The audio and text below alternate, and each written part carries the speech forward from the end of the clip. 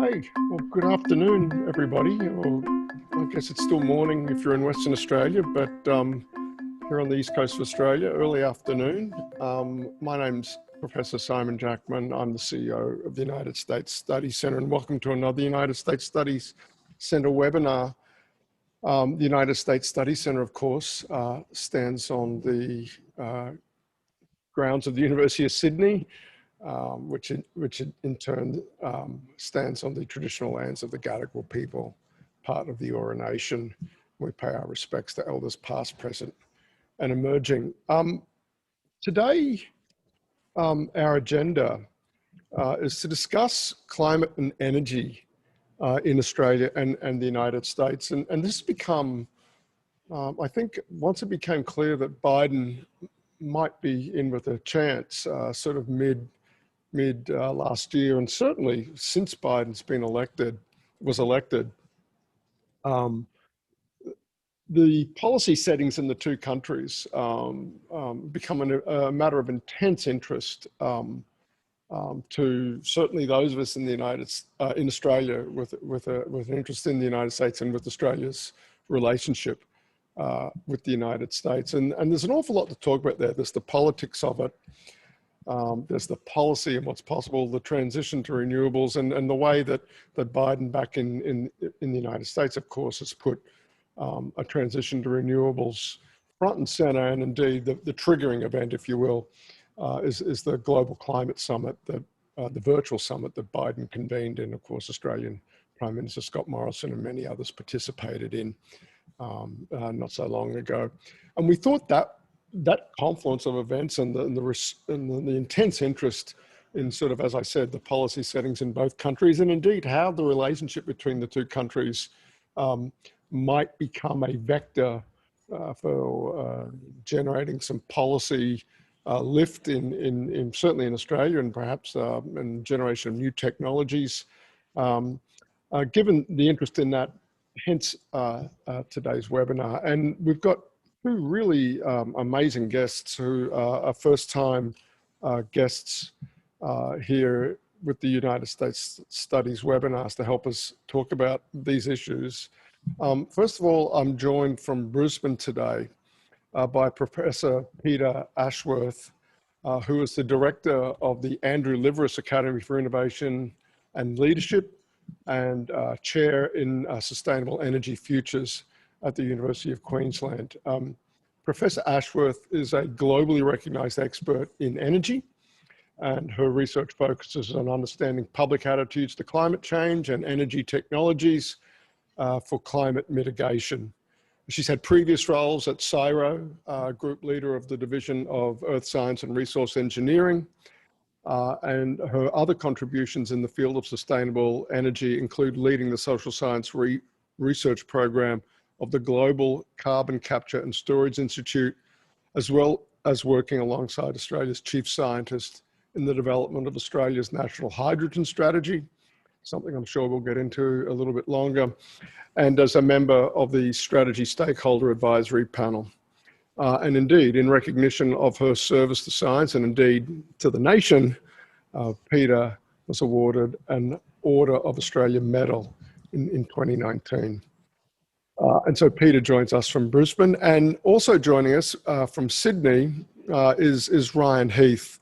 Ryan's, again, we're delighted to have these Aussies who have done well in the world sort of characters joining us at a regular clip on these webinars, and Ryan certainly fits into that category.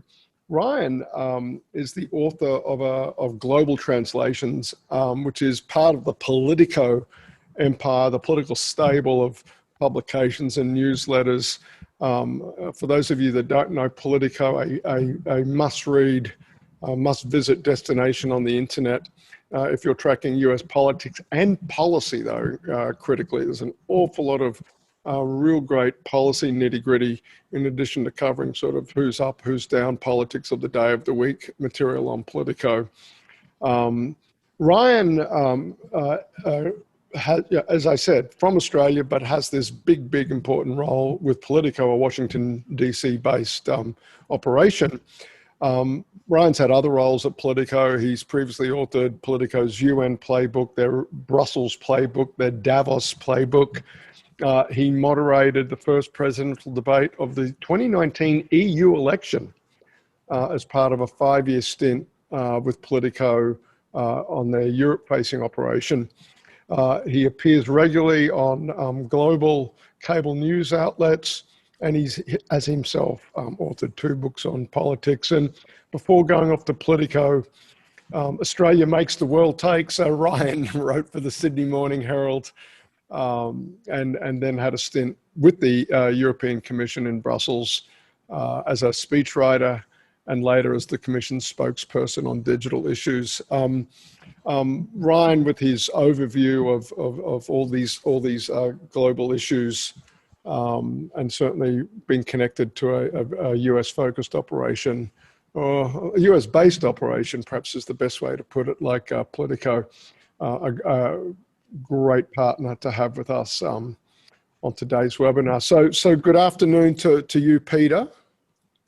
Hi, good afternoon. Great to have you with us, and g'day, Ryan. Hi, thanks for joining, everyone. Really thrilled to have you both with us for this conversation. Look, where I thought I'm the moderator, but I'm also from time to time going to, and this will be one of those moments, put my own hat on as a researcher, because obviously the US Study Centre, we're keenly interested in this issue because Australians are keenly interested in this issue, and the way that, with the transition from a Trump administration to a Biden administration, the US's settings on climate, and indeed, one of the ways the Biden administration wants to reassert US global leadership is very much in the domain of climate change. So that sees climate change from the Trump administration to the Biden administration come rushing into center stage for us as a US Studies Center. And so we've done a little bit of public opinion research on this in both countries. And I thought, if I might tee up today's conversation super briefly as I can, just by hitting perhaps on 2 highlights from some recent research we've done that will sort of, I think, help set a bit of the policy and political context. And then we can maybe, come to you, Peta, and Ryan, talking about perhaps, I'd like, frankly, to get into, okay, so where to from here, sort of topics. So indulge me just for a moment. A lot of talking from me and introducing, just a little bit more talking from me in just walking you through some of these research findings. And I might even use the wonderful technology of Zoom here to do a little screen share, if I can, to show you just some highlights from this polling that we did. This sits on our website. This is our USSC website. And here's a short write-up that Sarah Hamilton, one of our research associates, we asked Sarah to summarize in a brief online explainer what we saw in our polling on the salience, the importance of climate change as an issue, number one, in both countries. And real quickly, look, Australians rate the issue as a foreign policy goal. We asked them to assess climate change as a importance of climate change as a foreign policy goal. That's overall more popular as a foreign policy goal in Australia than in the United States. And part of the reason there, why it's, might say only 70%, that's a big number, by the way. It's just even bigger in Australia. Part of the reason that's a lower number in the United States is, of course, it's wildly popular with Democrats, but wildly unpopular with Republicans. And you average those two quite lopsided groups, and you end up with overall 68%. There's far less partisan dissensus on this in Australia. Yes, coalition voters are less enthused about climate change as an issue, but even so, they do not lag Greens and Labor anywhere near to the extent that Trump supporters lag and lag doesn't quite do justice to the distinct lack of enthusiasm for climate change as a foreign policy goal, or a domestic policy goal for that matter, in the United States. Again, in the interest of just keeping this short and sweet, and one of the issues that I think has really exercised a lot of Australian commentary on the issue is the extent to which people are trying to imagine, is there a future in Australian-US relations where climate becomes a wedge issue, if you will, in an otherwise rather harmonious set of alliance relationships? But at a government-to-government level, could we find ourselves in a position where a very forward-leaning and a very aggressive, very ambitious Biden administration would perhaps call out an Australian government, should that Australian government be in the view of a Biden administration, not doing enough? And there were some comments by John Kerry early on, back in January, February, to the effect that Australia had been problematic at the last climate change conference in Madrid. All of about 2 sentences in about a 30, 40-minute presentation by Kerry. But such are Australian sensitivities to this issue at the moment. They've got a ton of media attention back here. So we surveyed on this in the US, just assessing the appetite in the United States for tying action on climate change to US foreign policy, trade policy in particular. And we did that with this question: should the United States reward countries who do more to stop climate change with more favorable trade deals and impose costs on those that do not? And again, you see sort of the extent of the partisan division in the United States I was alluding to. 72% of Biden voters agree or strongly agree with that proposition. Only 17% of Trump voters. You've got another group, the unaligned and the not voting. But when you average across the US population, it's roughly about 50-50, 46-54. So it's not quite a majority position, but the key thing is, don't underestimate, and this is as a US Study Centre, the message we have for Australian listeners: Democrats are serious about this. This is not just rhetoric or positioning or Biden placating his left flank, as it were. It is perhaps all of those things, but above all, there is a seriousness that one of the ways the US will demonstrate a return to global leadership is by taking seriously what Biden said during the campaign, and that is this aspiration to put climate change considerations at the heart of American foreign policy, national security, as well as the bold steps that he's proposing on the domestic policy front. They are all of a piece, as it were, and we'll get into how they perhaps interrelate, and perhaps some of the technical detail, the policy detail of how Biden might bring that about. Look, I did just want to share that that's more than enough.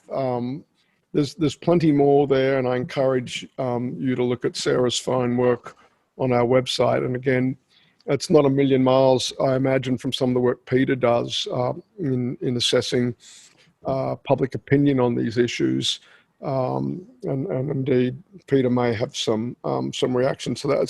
So that's my opening gambit, as it were, and I'll revert back now to moderator role. And in so doing, I'm just wondering if we could perhaps open up, Peta, any reactions to sort of, I know you study public opinion on climate change. I'm just wondering, your sense of the state of play, perhaps in Australia and the United States, both with the transition from Trump to Biden, but also, given the Global Climate Summit, I'd be interested in your sense of sort of what that accomplished, and perhaps what it may not have accomplished, even, if you will. Sure. Okay. Thank you, Simon. And thanks for having me here. I really appreciate the opportunity. At UQ, we're based on the lands of Jagera and Turrbal people, so I would also like to acknowledge and pay my respects to those.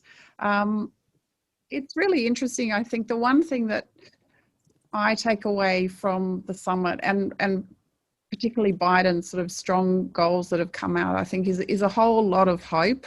I think it's something that is really needed. If we looked at, I was looking at a report by the United Nations in February, and if we think about the Paris Agreement and the lead up to where we're going, I think in February only 74 countries had submitted their sort of nationally determined contributions, and I think it added up to something like 0.5% of where we needed to be for 2030. So I think the urgency around this is something that having those strong ambitions is really helpful in moving that forward.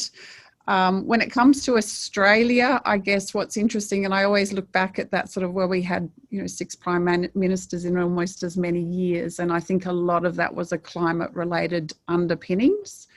And I think it was actually a bit of a surprise, I suppose, when our Prime Minister got actually voted back in. And I think, this idea of the quiet Australians, and I think because we all thought it would be a climate issue, but it turned out not actually being that. And it was really interesting to unpick then some of our survey work, which is very similar. But I think what we found there is definitely there's an ideology, the sort of conservative voters will be much stronger in support of the fossil fuel side of things. Green are very much obviously environment and renewable energies, but when we did some regressions, it was actually interesting because within the Labor voters, there was an element of swinging voters around some of these issues. Now, they still come out stronger towards the sort of environmental side of things when compared, but I think it's really interesting to start to think about what that means in Australia when we compare it to US. That's something I just wanted to think about. And then another thing that we're just touching on is one of the things that makes me hopeful as well is being the response to COVID. We didn't, if you think about the amount of spending that's gone on by governments on this issue, whereas, there's a whole thing, we can't afford the transition to climate and so forth, even though we know it's going to bring about jobs and actually it's an investment. We saw it happen and we saw governments take on board feedback from scientists and inform their policies, not all of them. But I think what that does to me, it also gives hope that the role of the IPCC and climate scientists, which pretty much, as your results show and mine for many years, the majority of Australians are concerned about, and I'll talk from my sort of Australian side of things at this stage. And so I think there is an opportunity that sort of is actually sort of sitting there. The other thing that I liked about Biden's infrastructure approach is that it's a whole of system approach. I mean, I work a lot in the energy technology, but we can't forget the broader sector. And I think that that's one of the issues that we somehow need to take the politics and try and get this bipartisan approach to these really important issues, as we saw happen with the COVID issue within Australia. And I think that that really makes a difference because in my mind, when I think businesses are demanding this, they're demanding a sort of bipartisan approach that can move things forward. We're seeing around the world large investment multinationals, ESG is playing a huge role because they see an opportunity for green jobs moving forward. And I think that that's something that we need to be really mindful is how do we keep the politics? And obviously we'll hear a bit more from you, Ryan. It's possibly harder in some ways in the US when we saw what happened in the election. But I think I might just sort of leave it there for now if that sort of starts the conversation. Oh, no, terrific. Yeah. There's a ton there, and I do want to come back to a couple of, I made a few notes, Peter, definitely pick up on some of the things you talked about. Ryan, I guess sort of some opening thoughts from you. I guess perhaps again, the invitation, perhaps, how things look from your perspective, if you might, keep an Australian hat on perhaps as you do this, thinking about Biden to Trump, but also here we are now a couple of weeks after the climate summit, your sense of where things are and where they might be tracking. Just one follow-up point before all of that on the numbers front. I think it's important to remember in the US that effectively on a lot of issues, and climate's one of them, your national polling only goes so far. The elections are really a series of state-based elections, and what matters is what effectively the swing states are thinking about this. And in particular, Biden is laser focused on talking about the impact on middle-class families and jobs about any of his policies, like all the way through foreign policy, no matter how tangential, you'll get that message. And in particular, climate, he framed it at the summit and at his congressional address in terms of jobs, jobs, jobs. And so what's really important is to sort of get a sense of where either that sort of post-industrial or former Rust Belt sort of America is at, and where some of those newer swing states are at. And I think that does translate a little bit into Australia. The sort of policy idea or analogy that came to mind there was the kind of time lag that existed in achieving marriage equality in Australia. You know, there was a majority there for quite a long time before the referendum ever happened.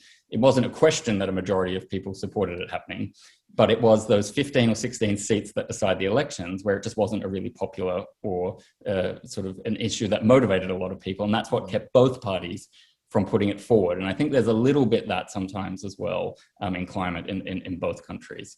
To step back now and do a bit more of the overall context, I think it would be no surprise to anyone listening that it's an extremely challenging context for Joe Biden at the moment. You've got a very fragile democracy, and you've got a country that's been socially decimated and polarized by COVID. So clearly, most other world leaders understand that he has a lot on his plate, and they have been trying not to add to that burden. At the same time, Joe Biden's invited these very tough discussions by moving pretty quickly on climate. And so I think that he has made significant strides in sort of making clear that the US is renewing its commitment to global climate action. But the reality is that the US has burnt a lot of bridges over the past 20 years when it comes to all of this. And along with a couple of my colleagues, I think we've directly spoken to about 26 climate ministers now around the world. And our very clear assessment from those conversations is they want to see Congress pass a binding 2030 emissions target. You know, they appreciate the vision that John Kerry and Biden have laid out. It's clear that they'll get a significant way towards that vision, even if Congress doesn't mandate this target. But they've seen the US flip-flop before, and they're really going to believe it when Congress gets on board. And that is going to be a huge challenge for Biden, because he's not going to be able to do that through the budgeting process, which you only need 50 plus 1 to succeed in the Senate. He needs 60. And I don't see where the 60 votes are coming from. So I think there's going to be a lack of credibility, not total, but a significant lack of credibility to what has been laid out so far if Congress can't get on board with some of this, and in particular because they're not proposing a carbon price. So, you know, the funding will get them sort of a certain amount of the way, and we've all heard about the infrastructure plan now. That will be one of the funding focal points. You're obviously in a situation where about 80% of the American economy informally or very publicly stayed in the Paris commitment, even when Trump left the Paris Agreement. So there's a very deep corporate commitment. There's a lot of things that have been sunk in foundations that have been sunk very deep to get this thing moving. But you're still going to have skeptical governments, and I'd say Scott Morrison is amongst those governments. They're going to really struggle to move and be convinced to sacrifice some of their own political capital to align with Biden if Congress can't get on board. For the summit itself, you know, I think it was fairly successful. You know, you might even say Vladimir Putin was being constructive on the surface at the summit. We got some new commitments out of several major countries, but the truth is China didn't come with anything new. Brazil didn't come with anything new. And if I'm really harsh and brutal here, I think, you know, it was noted that Scott Morrison made this sort of R&D technology commitment, but it's a drop in the ocean. It's not a thing anyone in Washington remembers a week or 2 weeks after the discussion. What they really want to see is some proper, tougher targets. And I do think that John Kerry, at some point in the year, is going to be willing to call out Australia on that point. They're not going to hold back. It's not in their interest to fire all those shots right now, but they're very clear what they want. And it's very clear Scott Morrison hasn't joined them yet in that process. Thank you both. Those were a great, there's so much. I mean, we're going to fill the rest of our time just dealing with your comments. Where to start? Look, Peter, Ryan makes a really great point. And right now, and this is true about both Australia and the US at the moment, there is no meaningful, plausible political path forward to a carbon price. And hence in Australia, we've developed this phrase, technology, not taxes. here at the US Study Center, the few of us that sort of track this issue perhaps more carefully than others, you know, that's our assessment of kind of where the US is. They wouldn't use that form of words, but I'm seeing a lot of carrots, if you will. I'm not seeing a lot of sticks in any proposal. And I got to share Ryan's assessment. Legislating a target in the, let alone a mechanism for getting to it, but I don't even think you could get a sense of the US Congress that the target itself is what there may be support for is like buckets of money to do things like the 175 billion on the EV network and things like that. I think you'll get votes for those things that perhaps will enable or might help smooth a glide slope to some of the ambitious 2030 targets. But I'm wondering, you know, your sense of it, Peter. You know, that said, in the literally 24, 36 hours before the climate summit, you had unnamed representatives of the US State Department saying, now, Australia, technology, not taxes. That's not going to be good enough. That's not going to get it done for you guys. You guys need to be more ambitious than that.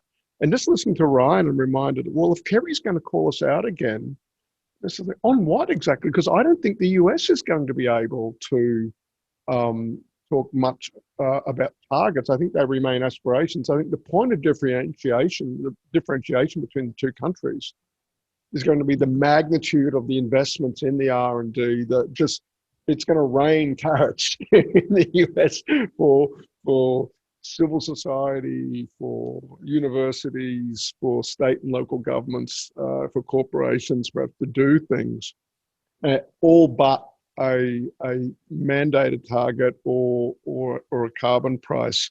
I'm just wondering your sense of the policy trajectories you see both countries on at this point, at least, and would you just, you know, your characterization of it? I've offered mine. I'd be interested in your sense, Peter.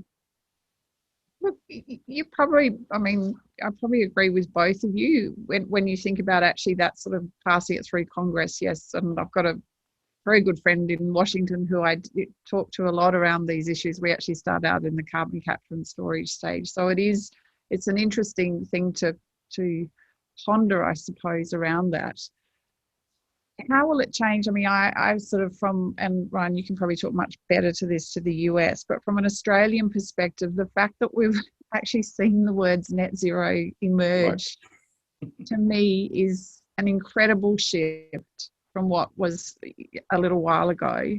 And, you know, thinking about things like, Sally Steggall's Climate Act Now bill, when you look at that, there's some really sensible steps that clearly map out, which actually isn't too far from some of the discussions around, you know, technology has a role and so forth. So I think, to me, and I guess I am always forever the optimist, I'll say that, and I think that that's probably important. So for me, I think that's an important part. When it comes to business, I think even here, multinationals or Australian business are looking for certainty around that, and that actually will have an impact in driving things in a positive way to say, actually, we need a plan and we need, you know, how we're going to get there.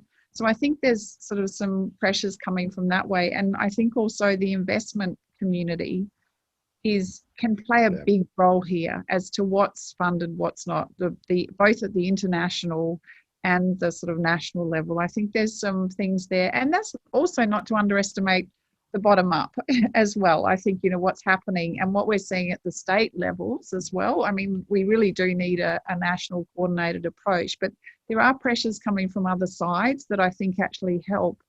And then also flipping it to say the opportunities that can come from this transition, I think is all important in trying to get to that. That's just my sort of initial thoughts. I don't know if that sort of answers your question as much as you wanted. No, that's fine. Yeah. I guess, Ryan, I want to, well, actually, Peter, let me pick up a really key point you did make about the Biden proposal, though, was the way there's a systems sort of approach being brought to the infrastructure bill. Ryan, I don't know your read of the Biden infrastructure proposal, but again, I file that under the money going out the door. That's easier for Congress to vote for, and becomes a great vehicle for rolling out. Again, I think for me, Exhibit A is the proposed 175 billion on EVs. When you're saying I'm not proposing, you don't have to use an EV.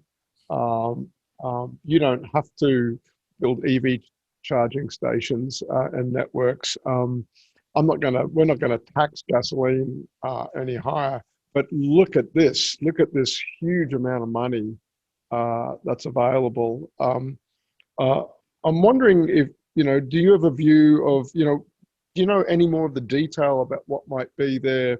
I seize on that particular item. Yep. What else is Biden proposing to try and get to realize that target? And can he get there with again, technology, not taxes? At some point, can you get to that aspiration he's laid out for 2030, a 50% reduction of 05 emissions levels? Can you get there with technology and not taxes? Yeah. I mean, I think it's going to be very difficult to get there with technology and taxes at this point. So I think it certainly moves you some of the way. It's definitely the easiest block to move forward. And I suspect that a lot of this is going to get wrapped up into a strategic competition with China narrative. Right. And that's where the EV stuff comes in. I think both the EU and the US are pretty clear-headed these days that they have let China get far too far ahead in battery production in general, and that's obviously a critical component with EV. In Australia and the US, you've got the added issue of sort of the distance factor, and that being something that scares people away from buying electric vehicles. If you just don't have a really great charging network, I mean, how are you going to convince people outside of dense cities to buy them? So I think that it sort of points towards big national visionary projects, if you can make it happen, like the highways network happened after World War II. And I think you can have a better chance of getting the money if you make it clear that this is about beating China, and climate becomes the kind of the bonus side effect rather than the purpose of some of the funding. And then I think sort of to burrow deeper into the infrastructure plan in general, I think the way it's been constructed is that it has a kind of outer layer wish list of things that you might not even say are truly infrastructure. And it depends on your perspective. So, are care, whether it's child or elder care services, infrastructure? Well, in an aging society, you might well argue that it does count as infrastructure. But a lot of people still have the idea of bridges or, at the outside, an EV network or a broadband pipe as infrastructure. And so I think the thing has been designed to lose some of these layers of funding, and that around about 60 to 70% of it would get through to the finish line. And I think the EV stuff is the core climate thing within that, basically. And yes, I think that the other thing that I would say is a distinguishing factor in the US and Australia is I think that the corporate commitment and at least the corporate public discussion around these issues and between the big companies and their customers is more advanced than from what I can tell in Australia. And so I think that, it's almost like regardless of what the government does, these companies are going to be doing X or Y. And again, it only gets you so far, but when you start adding it all up, gets you close to where you want to be in 2030, I would say. Yeah, it's a really key point, Ryan. And I think for our Australian-based listeners, I was acutely aware of that and remained acutely aware of that in my time in the US, particularly where I was in Northern California.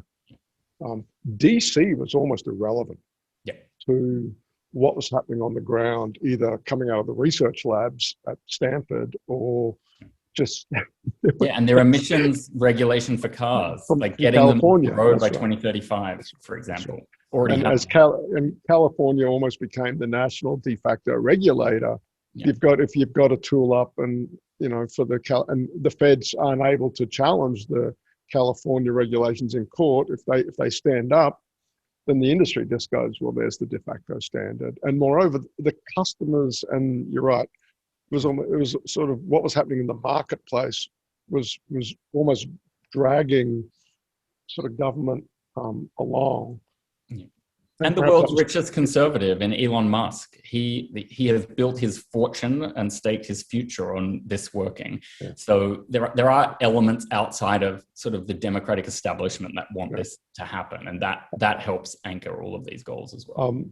Let me bring Peter back in a moment, but I just will also, again, from our perspective here as a team at the US Study Center, I think we too, I think you raise a really key point.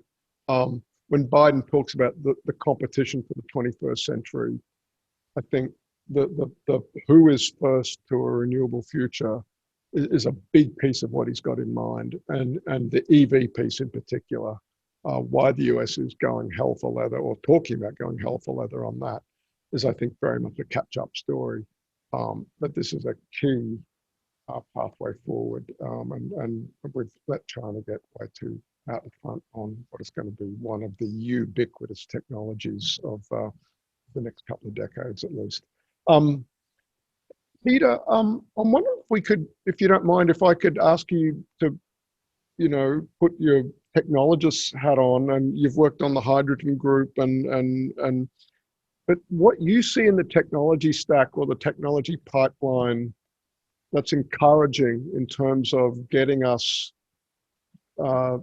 Australia or the US in particular, as you look at that very ambitious target that Biden is sketching for the US, and thinking about, perhaps not comparable, but whatever an Australian target or aspiration might be, what's in the technology stack or pipeline that you think might be most significant, or that we're not, perhaps if you're on this call, you might be well versed with the issues, but perhaps the general public might not be so aware of or conscious of? It's a good question, and I don't count myself as a technology buff because I come from a social science background. But having worked alongside all of these super smart people at CSIRO and even with the integration, my interest is when you integrate technology in society and how people respond to that. So my overarching view, and I do feel very fortunate having been on the hydrogen strategy with someone like Alan Finkel as the chief scientist, because I think, in my mind, he brings a measured approach to this idea that we've got to try and, not pick winners, but also we know there are clear winners emerging from the point of view, if we look at the cost of renewables and how that's come down over time with batteries, as long as we can, back it up with sort of that firming technology, that's starting to be a clear winner, both, around the world, because of course it competes on price. Hydrogen is a very interesting one, and we can talk some more about that later, but I think, the whole world is pinning a lot of hope on hydrogen. Now, it's been around before, but what's different, I think, is the urgency around decarbonisation, which is why it's becoming much more significant. And if you think, mission innovation, one of those pillars, have really focused, just looking around the world, Germany is putting huge amounts of money in capacity building. I think they had the BMBF put out 5 million euros to encourage German institutions to build teams of 8 or 9 people to come to Germany for 3 years to build their knowledge in hydrogen. So that's a pretty clear signal that they see it as being important. I think the one thing, and carbon capture and storage is a really interesting one, having worked in that for a long time. I got involved in that years ago when CSIRO was just setting up their energy flagship. And it was like, well, should we invest in CCS or not? And so I did some focus groups with a range of people. And basically at that stage, the feeling was, well, if we're exporting coal, we have a need to clean it up. And carbon capture and storage is one of those. Now, it's waxed and waned, and if you're advocates for it, then they would have, a strong position, but it is still quite expensive. When you look at the relative, in the absence of, carbon prices, although the Q45 in the US sort of changes some of that when they own the pore space underneath.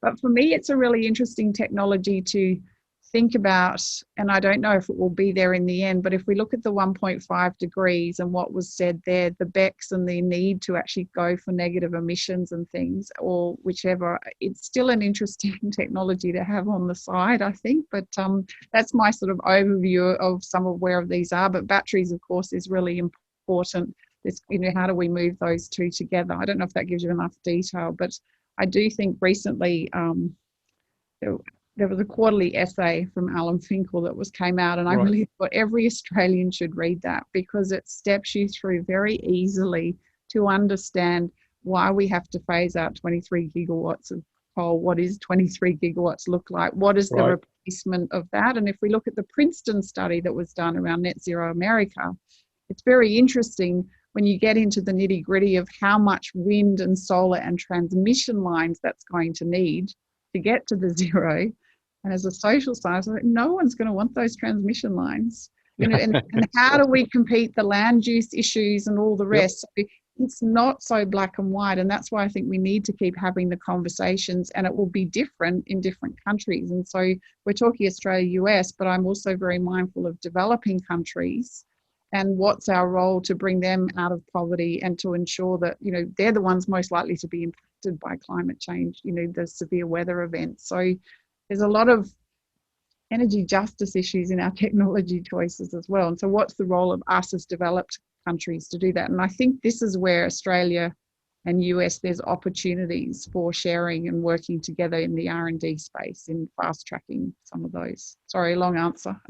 No, that's terrific. Look, again, I'm a reasonably competent statistician. I can read technical work, but I'm not a climate scientist nor a material science person or a chemist. But I think, you know, but it raises a great question. I think we've got to find a way because the choices we're making as societies are huge, and it's so easy for the politics of this to fire up and for, I think it was Ryan that made the point earlier, small regionally concentrated voices on these issues, whom have a lot at stake, to sort of blow away potentially, you know, ideas that may be for the societal or even global good, where the issue is perhaps felt with a slightly less level of intensity. That's a common sort of feature of political issues. A small number of people care very, very, very, very deeply about it, and essentially end up with veto rights. Yes. And so I think that's why figuring out, you know, what are the upsides potentially from these different technologies that are on the horizon. When we talk about green jobs, okay, how realistic are they? And in each of the, I just point to the three areas you just talked about, Peter, hydrogen, CCS, and I guess the other one might be battery technology too. But also then just building this out, you know, what that looks like. Yeah. I think you've got to put that in people's heads. Otherwise, I think we're not being honest with the people who are asking to take on potentially big costs. Yeah. Once we build up the solar resources, they'll last for 25 years, and then they're going to have to be replaced. There's a sort of ongoing upgrades and things that will happen, the recycling. There's all sorts of things within that I think is opportunities for our countries to think about. Sorry, Ryan. Oh, I think there's some big opportunities. Ryan, go ahead. Yeah. On the sort of how to do the bipartisan thing. So I think everyone here listening will have heard that Joe Biden wants to be bipartisan, and that a lot of Republicans in Congress are skeptical about that. But I do think he's more successful delivering that message to independent voters and, you know, your regular Republican voters at home. So my in-laws are registered Republicans who couldn't bear Trump by the end of it, but, you know, their instinct is to be a bit conservative if there's a palatable way to do that. And I think Biden does appeal very successfully to people like that. And where some of that is bubbling up in practical terms is we did some analysis a couple of months ago with the National Association of Counties and a couple of other think tanks. And basically we're able to pinpoint that around about 10 of the 12 sort of counties, and the counties can be quite big when we're talking about regional areas, the ones that stand to benefit most from solar and wind expansion in the US are red counties. And a lot of those places are seeing the light, and they can't quite tally that up sort of ideologically, their representatives aren't sort of full-throated backers of those systems yet, but it's starting to happen. And so that's the positive side. The big hurdle that I think the Democrats are going to face as we get into more of these possibilities of investing in this infrastructure plan is that, yes, there are real jobs building out these sort of facilities and this infrastructure, but on average, they actually pay about $12 an hour less than the fossil fuel sector jobs that they would notionally replace. So you've got the challenge that, you know, very few coal miners are just suddenly going to become solar panel installers. It's not a one-for-one replacement like that. And then overall, the new jobs pay less than the fossil fuel jobs. And that I think is going to be a big hurdle to, you know, convince that extra 10% of people that you need to say that you've got a proper bipartisan consensus on this. So it's interesting when you think about that. We had Andreas Loschel from University of Munster come out and talked about the German transition. And one of the things that I took away from when he talked about that early was how they celebrated the coal communities as they moved and obviously they had a big plan in place and so forth. And I think that's one of the things that struck me in our regional communities, because it is important. You know, they've carried the load, they've really helped us develop.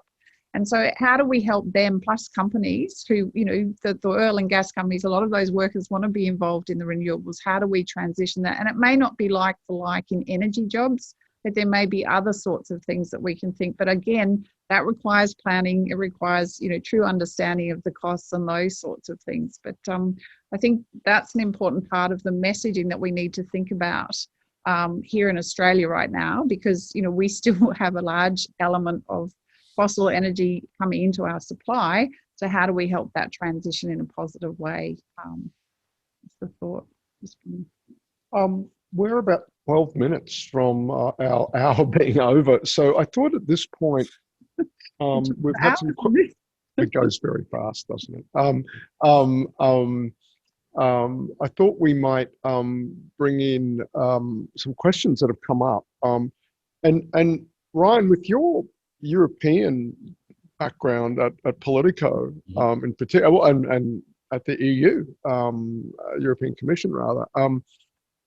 This is a great question from Peter Draper, and it picks up on that earlier thing about you know, using trade and trade barriers or all those levers in the trade space to incentivize or impose costs on countries with respect to their carbon policy. Peter asks, could the EU's proposed carbon border adjustment mechanism play a role in shifting the US and Australia towards adopting something akin to a carbon tax?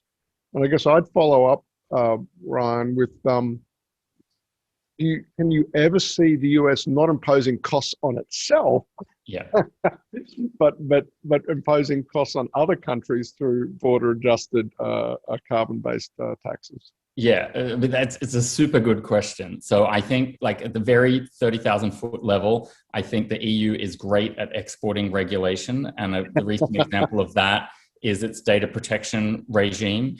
And what it does is either effectively push other countries to adopt that same regime or a like regime. So I can see that they're trying the same tactic again with carbon. And what it puts Australia and the US in the position of thinking is, well, why would we let Europe take this tax money via a carbon border adjustment tax rather than spending it on our own schools and our own hospitals and our own green transition? If Australians are going to end up paying this money anyway for that trade system to work, why don't Australians and Americans pay it to themselves? It is a little bit crazy when you think about it in those terms. I couldn't put a number on whether it's likely to cause Australia and the US to revise the whole carbon price debates, but it certainly puts them in a tight spot.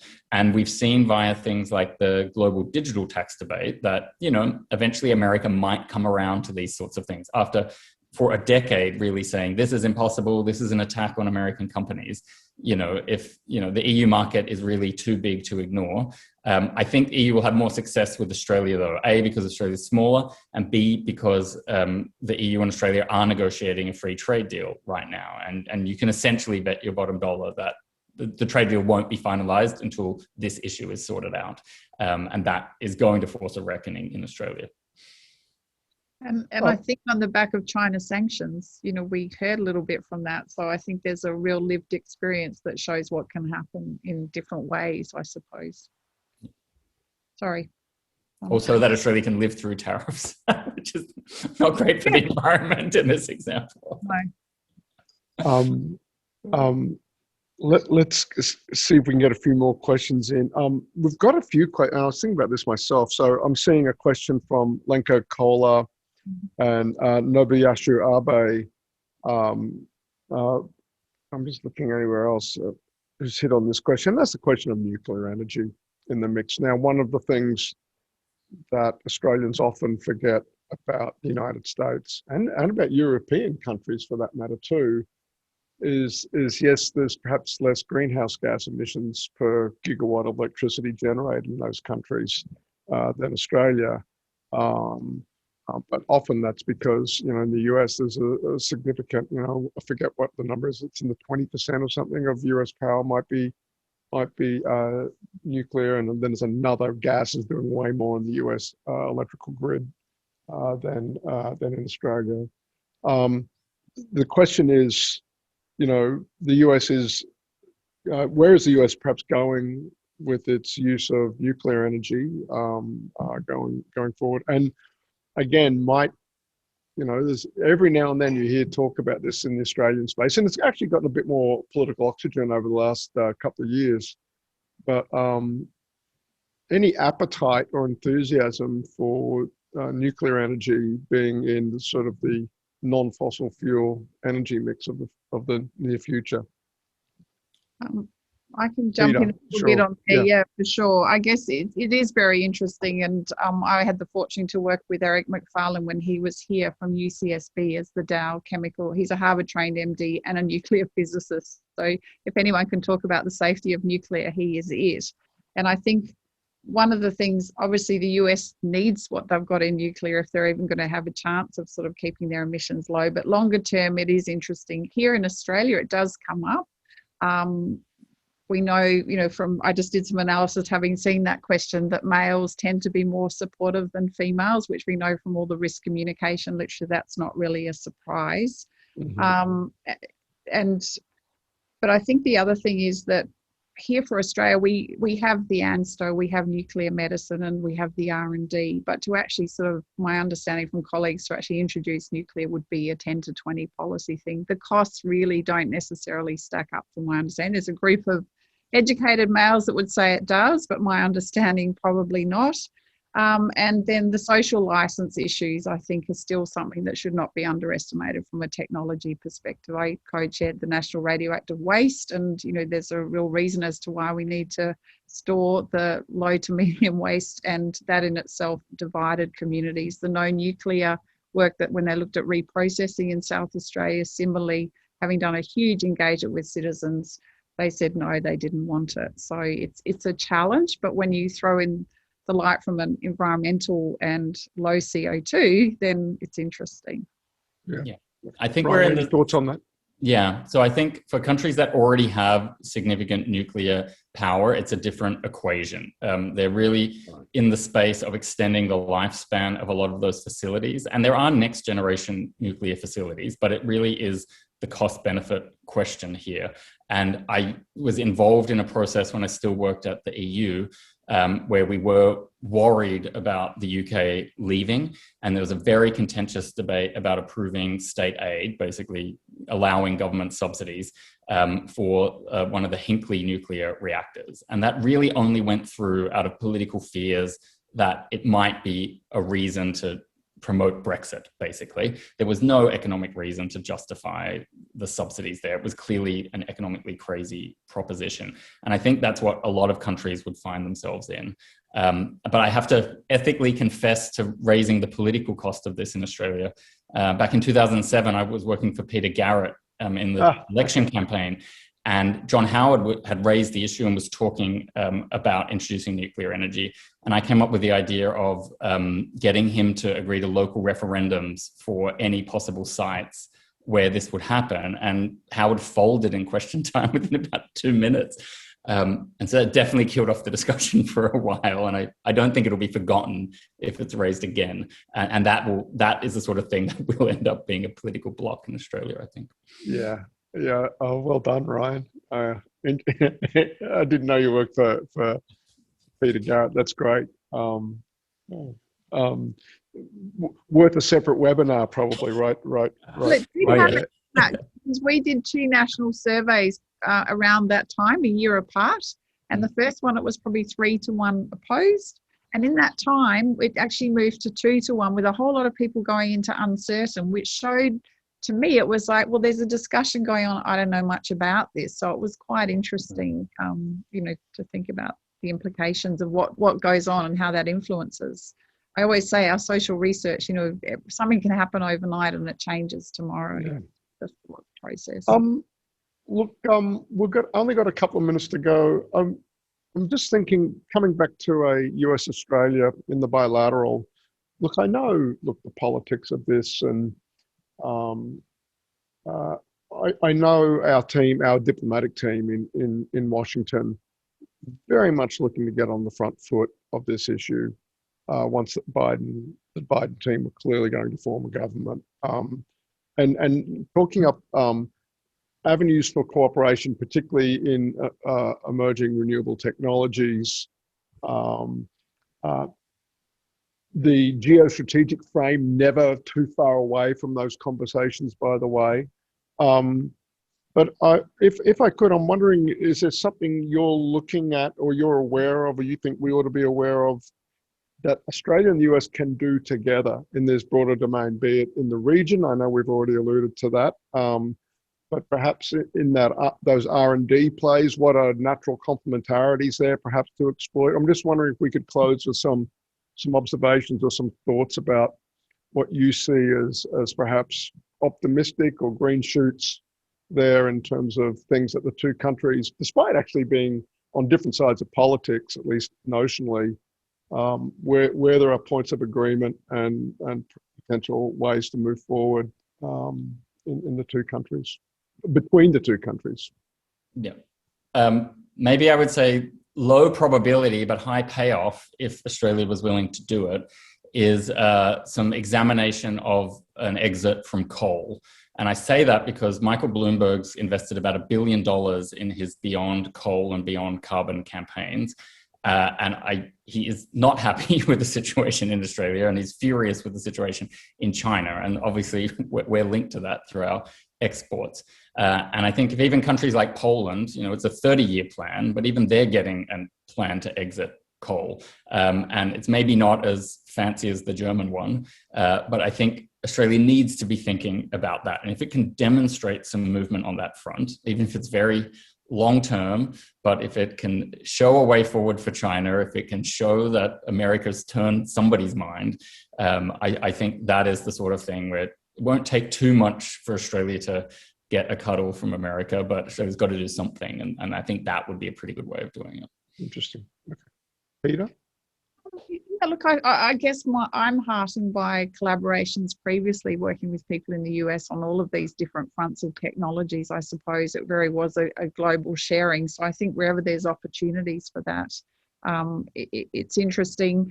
Arizona State Uni, when I was there recently, they were talking about what could they do with the Indigenous group there who now they've sort of moved away from coal and got a lot of solar. What are the things there? So I think there's some interesting stories around that sort of regionality in different states, what we can think about as well. And I guess the one thing we didn't talk about here is developing countries and what's our role as developed nations to try to come up with solutions that can be more broadly. That is another whole conversation, but I think a really important one from a global perspective, particularly from manufacturing, where they carry the burden of a lot of the stuff that we enjoy the privilege of. So I don't know, I think there's something there that needs to be done even from a global perspective. Yeah, and again, the geostrategic frame comes rushing right back in there, Peter. Talking and the about Quad Alliance, using the Quad right. Alliance to deliver that climate outcome in the Pacific could be a very, very handy. Agreed. But again, it's a carrots raining down rather than sticks on that one. I think, but also I think it also turns on getting your own story straight domestically. I think before you're in a position to be doing have a pretty mature set of technologies to take into the field as part of your international presence and boy, I think we need to do at least another one of these. There's the issue isn't going away, that's for sure, about climate change, but but the pace at which the technologies are evolving, the intersection with the geostrategic stuff is huge. If you talk to Australian political leadership, it's really, Australia's contribution to the global climate story comes so much through what it is we're sending to North Asia to be burned. And do we send something else other than coal or even LNG going forward? And so what are the technologies that accelerate perhaps the change in our export mix, which is the change in sort of the energy that's being consumed in big North Asian economies? That's I think another conversation too. So we're definitely going to have to do this again. We're 2 minutes past our scheduled end time. So I will simply close by thanking Peta and Ryan. This is the first time I've spent any time with either Peta or Ryan. It was a delight, and getting this variety of perspectives and tapping into both the deep policy and knowledge and deep political knowledge. That's my sweet spot. I can hang out there all day, but we've only got an hour this afternoon. Thank you, Peta. Thank you, Ryan, and thanks to everybody who joined us this afternoon. See you on another USSC webinar in the not too distant future. Thanks. Bye. Thanks, everyone. Lindy, thank you.